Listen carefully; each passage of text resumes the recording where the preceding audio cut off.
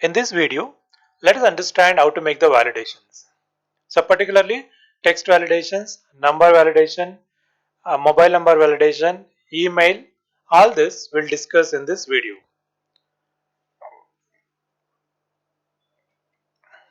So we'll check the input validation whether the user enter the data is valid or not. Button validations. So we already know like new, save, modify, delete buttons are there. But if you enable all the buttons, user can click on any button. So therefore we need to validate them. The next one is the cursor flow validation. So when you press the tab key, cursor should move in order. If not moving in the order, then you have to click here, use the mouse and you have to click. So that we need to avoid. Let us understand how to make the cursor flow validation in this video. So I'll show all the validations in the customer form. So we have already have the project. So if you're watching this video first time, so we suggest you please go to our channel. There is iBlix tutorials. So click on videos. So here we have series of videos particularly for C# project. So start from the part 1. So please watch from the first. Also we have other videos like to learn VB.NET project, then PHP project, Python project. So when you have time, please browse the videos. Probably you're definitely interested in one or the other video. Watch and learn and then try to do the project. Also please subscribe to our channel and keep watch our channel videos. So we'll bring lot of videos related to the technology. So particularly to learn the languages. Also you can add to favorite window. So when you add to favorite window, so when you open next tab, so you can see that iBlix tutorials will come over there. So when you click on this, you can see all the videos here. So therefore just add to favorite window. Fine. So let's come back and we'll start with the validations in this particular form, customer form. First we'll check out the cursor navigation. So cursor, when you start the project, cursor should at the new. So in order to make cursor should come at new, so you have to go to properties here. So in the properties there is a tab index property. So presently you can see that is a 28. Okay, so because of that, so cursor won't come over here, so it will be there somewhere else. Later it will come to this place. You can set to 1 here. Our index start with 0, so therefore you can start with the 0. So it's a 0. Then if I press the tab key, cursor should come over here, account number. So therefore it is 1. Then here it is 2. Then 3, 4, 5, 6. Then 7, 8, 9. Then 10. Next one is 11. Now I'll show you like how the cursor flows. So when you go to customer details, you can see that cursor at the new button. When you press the new key, so it's executed and cursor go to account number. So you can press the tab key, cursor navigating in order. So you'll go to close. Now you can click on close or you press enter key, you'll do the job. Therefore we need to concentrate and we need to set the cursor flow. Here you can see the cursor straight away come to transaction number. It is not at new because we not set it here. So press the tab key. So then you can see that it will go to date, then it will go to new. So update, then close, then display, like that. Okay. So cursor randomly navigates. So in order to avoid that, you have to set the tab index. Tab index. Right. So next one, if you don't enter any data and then you try to save, so system should tell me like no, please enter the customer name. For customer account number we already done. So for customer name, I'll show you once again how to do this. So you can see that if you don't enter the customer account number, it will ask for the enter the customer account number. So if you want for text box 2 also, then you write text box 2 is equal to empty. Please enter the customer name. So without entering the name, now we can't save the record. So this is for the customer name. So next one, address, mobile number, and then email ID we need to validate. Okay. So now we have to validate for the mobile number. So here if you enter character, immediately it should tell me like please enter numbers only. you shouldn't take the characters here. So how to do this? And also you should take only 10 digits, not more than 10. First, in order to make 10 only, you have to select this and go to max length, set as a 10. For account number, you can set what is the account number. It's a 4 digit we have planned. It's an integer here, okay, small integer. So you want only 4, okay. So therefore in that case what you can do, we can set max length to 4, only 4 digits. So customer main 50, so therefore you can set to 50. So therefore beyond 50 you are not supposed to enter, like that. So this is the max length. Next, so when you enter the data, so it should accept only numbers, not the characters. For that you have to go to events and you need to select the key press event. So key press event is the one actually when you press the key, will check the each character, what key you have pressed. So here is the event arguments e dot key char. Okay, so what I'll do is I'll say message box.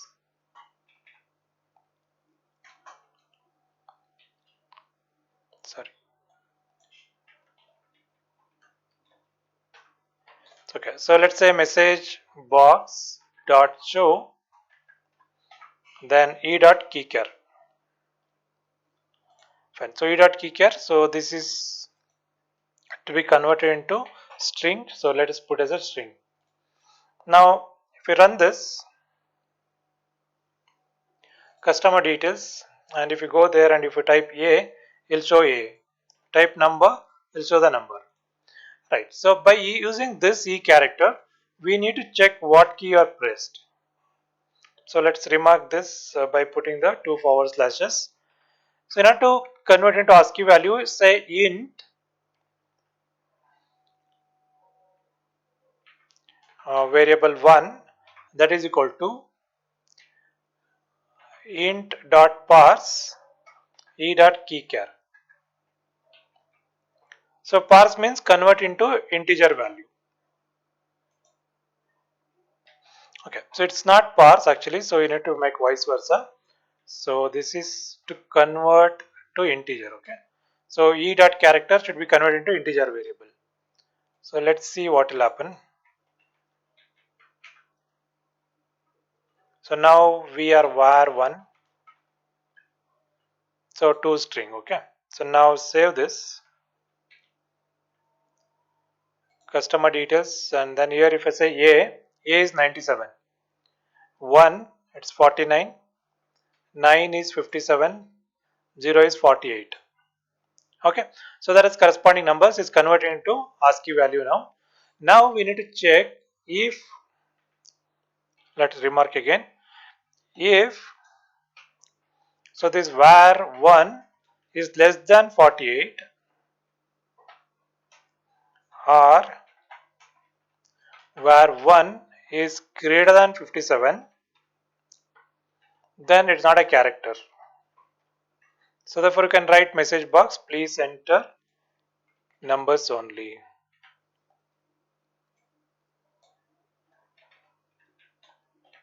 So please enter numbers only. And then we don't want to continue here, so therefore you can say return, not return. So it's a e dot key char, sorry, e dot handled. So what is handled? So what value is handled? So that is true. That means don't put anything over there, right? So let's save and then run. So now you can see that A, please enter number only. A is not printed now. So G is not printed. So 9 printed, 1 0 printed, 1 2 3 4, 1 2 3 4. Then if you type also it won't take. It only take the 10. So for some reason if you done a mistake and you want to go back, you can't go back also. Therefore that need to be checked out. So therefore we write if var1 that is equal to backspace is 8 actually. Therefore if it's 8, it's simply say return.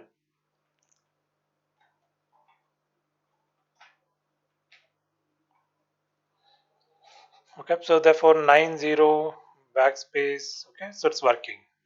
So after that it won't work actually. Rest of the code is not working. So therefore it's not checking that. So therefore that is 8 is backspace. So this is how we can do the validation for the numbers. Opposite to this is the characters. So for the character, so you want only characters, then you write this in the else part, then it will accept only characters, not the numbers, right?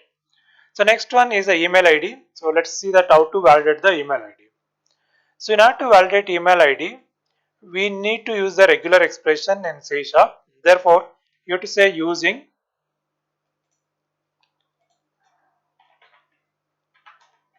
system.text.regular expressions. So you have to use the regular expressions.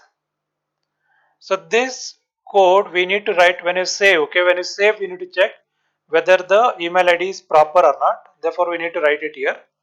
So you can say that email ID validation. So here we need to consider the pattern, string pattern. So that is equal to. So we require a pattern to check. So already I have a pattern here. So therefore I'll take that pattern. So here I have a pattern. So this will take some time to explain why this pattern is. But roughly I'll explain you. Probably we'll make other video on regular expressions. So keep watch channel to understand the regular expressions. So here is a pattern. Here is the at the rate in the beginning, indicating that wherever the one single backward slash is there, that is a different meaning in C#. Therefore, in order to hide that, we are using at the rate in the beginning. Then you can use any character number for the email ID. Then you can continue some more characters. You can use dot. Then you record one at the rate, it's compulsory. Then any character or number. Then you record dot again, compulsory. After that, you can have any characters. Okay, it's not numbers, only characters. You can have 2 characters or up to 9 characters, because nowadays dot extension will be 9 characters. Therefore, you can take up to 9. But if you want to restrict only 3 characters, you can give 3 here, 2 or 3.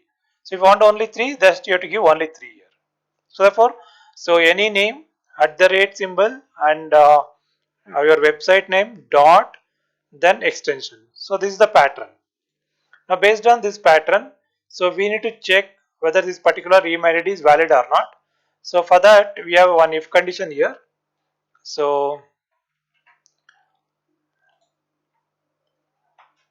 what you have to write, if rejects is matching. So is match, then what is the text box number? So this is the text box 4. So it's a 5 actually. So therefore you have to give 5 over here. Dot text pattern is equal to false. That means it's not matching. Then it should show me that it is not a valid email ID. So this is the code which is required to check for email ID. So let's run this. So you type some ABCD. So then press save. So that please enter the account number. Okay, fine. Then save. Please enter the name now. Okay. So save, not a valid email ID. So the email ID is not valid. So therefore it will check for the correct mail ID. Otherwise it will always fire this one. This is how you can check for the email ID. And even you need to check for the mobile number also. Mobile number, okay, fine, it check for numbers. But if you say that your mobile number should start with 5 and it should any of 10 digit, it won't take less, more than 10 digit, that is validated already.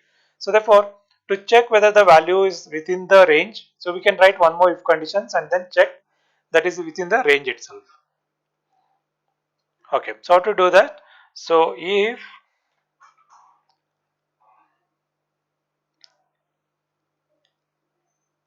so this is a text box 4 dot text that we want to convert into integer value in dot parse.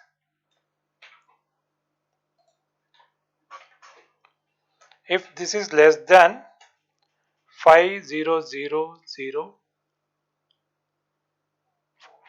7, 8, 9. Okay.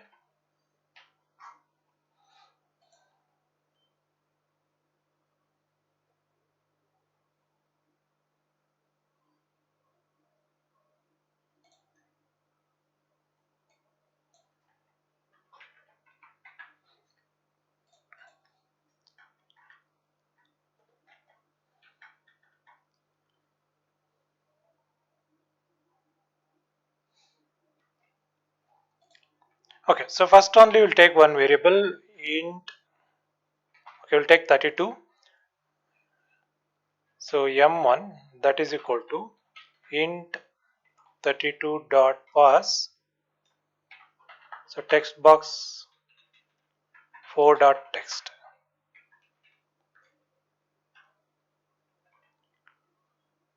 So now that we can compare here. If m1 is less than this value,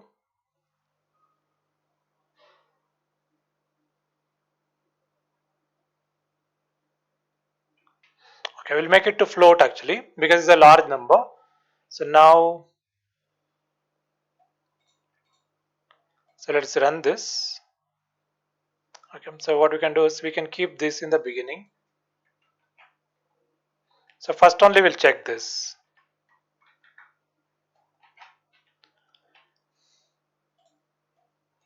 So now I'll write 1 2 3 4 1 2 3 4.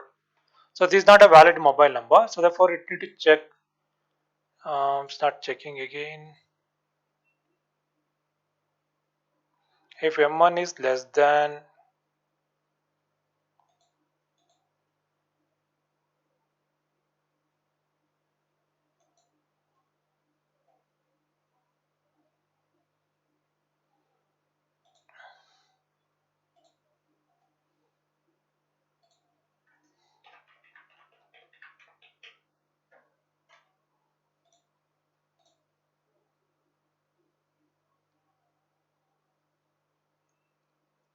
okay, some wrong.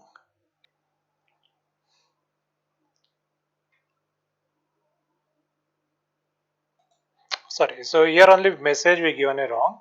So because of that all confusion. So okay, here we have to say please enter valid mobile number. Okay, so it's working, but because of this message is a confusion. So now what we can do is we copy this and then you can put it at this location. So this is for the mobile number validation. Fine. So for mobile number we done three. So one is max length. So you should not take more than 10 characters. That is a max length. That is the first one. Second one, we should accept only characters, sorry, numbers, not characters. Next one, the mobile number should greater than this number, okay, above 5.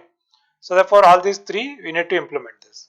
So now if we go there here, so go to customer details, click new, so enter the account number.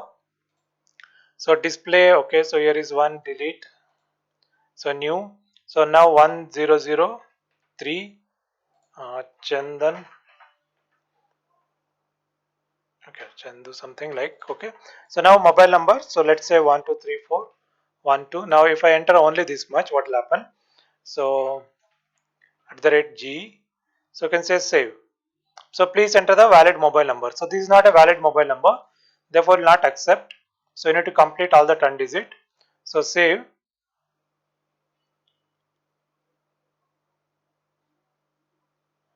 Okay, it's too large. Okay, fine. So then you have to say.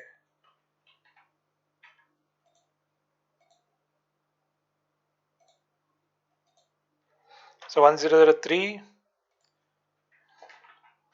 So this is Asha. So therefore 1234 email ID. Now save. So please not a valid email ID. So you can see that integer 32 float we have changed. Okay. So therefore it acceptable now. So here you have to give, so say save, not a valid email ID because after dot you should have some characters here. Even if you give one, so it's not acceptable. It should be two here. Right. So then account type, then save. So now record saved successfully.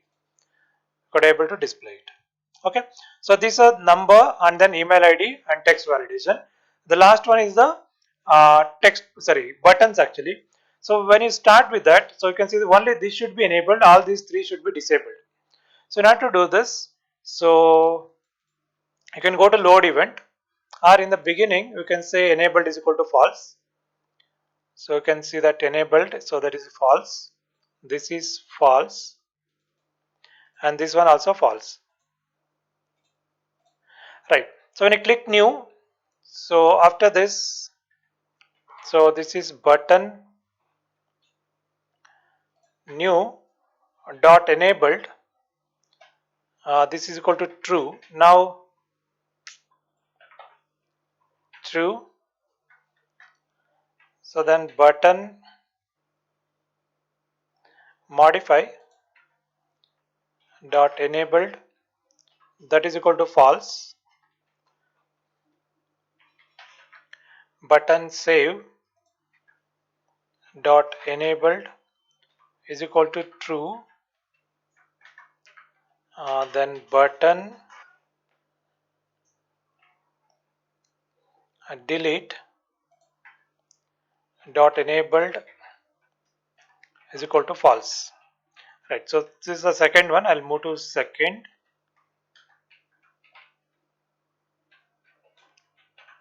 So now 4, okay, when you click new, this again should be false because you click the new, so it should be false, okay. So these two should be enabled, so sorry, disabled, and only save is enabled. Then when you click save, so if the record is saved, so you have to make it false, you have to make this as a true. Right, so when you double click on the this one, so because now we are sending the data back here, so this is false,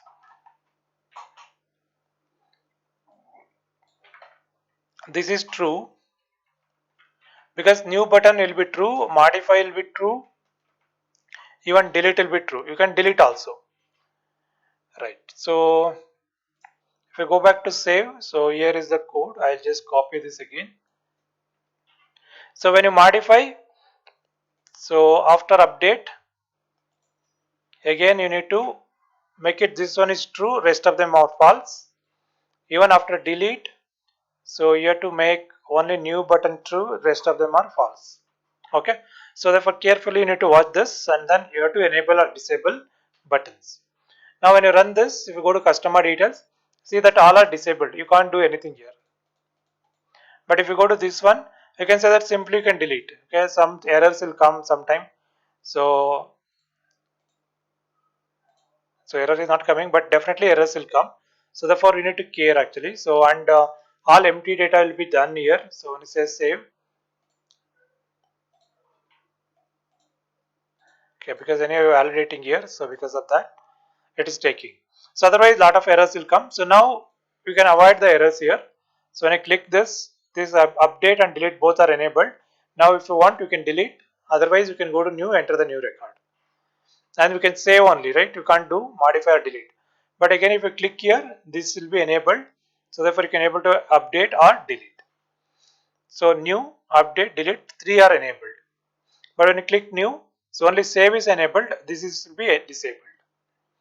Fine. So that's how we can make validations. So number validations, text validation, email validations, and then button validation, and the navigation.